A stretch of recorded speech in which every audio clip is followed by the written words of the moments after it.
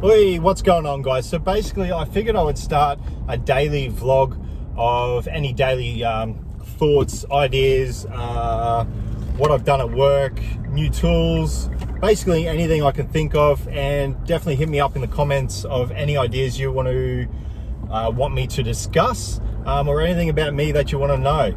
I'm Matt, 32 years old. I've been an electrician 13 or 14 years in the industry. I've done obviously power, data, fiber. I'm doing AV now. I've been doing AV for about 2 years on and off. I've worked in hospitals. I've done all sorts of stuff. I'll definitely get into all the other bits and pieces I've done over the years, but yeah, definitely let me know what you think. Yeah, today I've been doing AV as I've been doing for a while now, doing a small fit out. It's just at a university. Basically today we ran 13 cables. That's Cat 6A.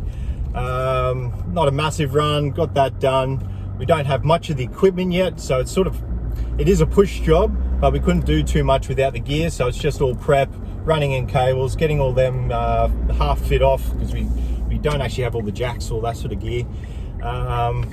And they'll be going to projectors, touch panels, booking panels, what else, sort of AV plates, all sorts of stuff. And one thing I have sort of noticed over the years with AV is it takes a lot more time, especially when it comes to commissioning and programming, all that sort of stuff, compared to the electrical side. So electrical is pretty much plug and play. As long as you've got power to the light's on. Obviously you can get into all your Dali, or your C-bus, all that sort of gear. But with AV, the amount of commissioning time is massive, and the programming that's behind the commissioning, I have no idea about that side, and that just all gets sort of outsourced, whether it's in the company or out of the company, depending on the job. But overall, good job.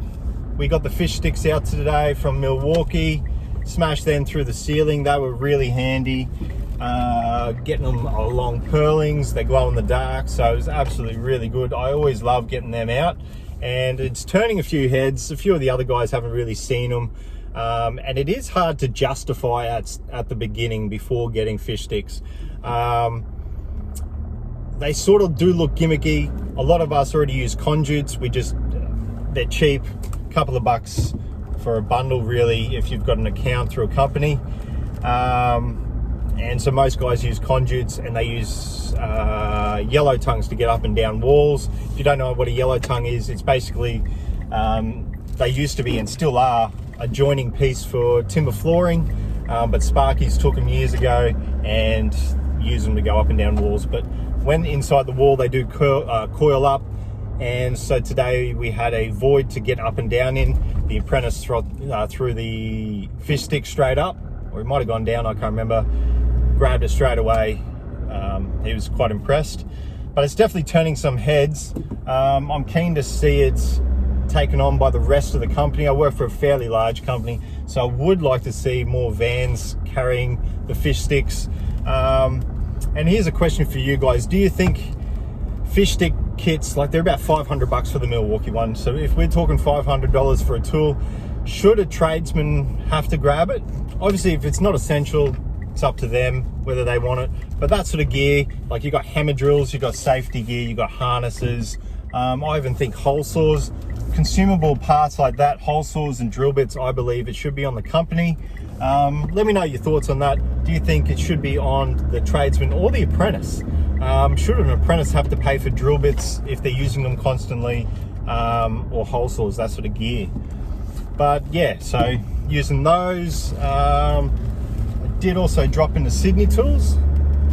If you don't follow me on Instagram, I grabbed that today, 33 bucks. As you might have known, I've been in search for a new tape measure, going from the Stanley. Wanted something different, basically. Like, originally it did get stolen, but I wanted something different, and I figured I'd go the Milwaukee, because it is Milwaukee, but also to give you guys a review of it. I've heard some good and a lot of bad things. It actually came 50-50 compared to the Stanley when I did a poll on my Instagram page. So that was very fascinating to see that actually came about.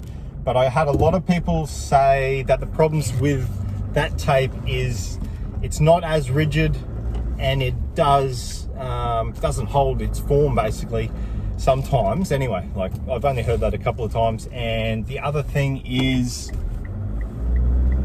the plastic coating on the bottom starts to come off after a couple of weeks for some and a couple of months for others. So I'll be keeping an eye out for that, and I'll be letting you know basically as soon as that's happened. I'll probably do a comparison compared to the Stanley.